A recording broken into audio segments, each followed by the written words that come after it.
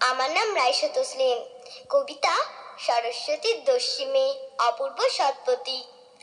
বাবা বলেন, পড়াশোনা করছো না যে কিচ্ছু, দিনে দিনে হচ্ছে খালি ভীষণ রকম বিচ্ছু।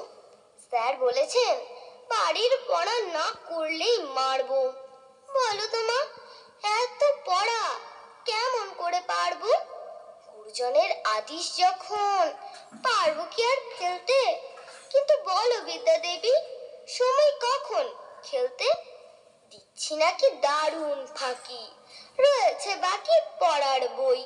সারাক্ষণটি পড়বো যদি, গল্প শোনা হচ্ছে কই? পড়বো আমি ইচ্ছে পড়া, আঁকবো ছবি যাচ্ছে তাই। হাসবো আমি যখন খুশি, কারণ হাসি পাচ্ছে তাই।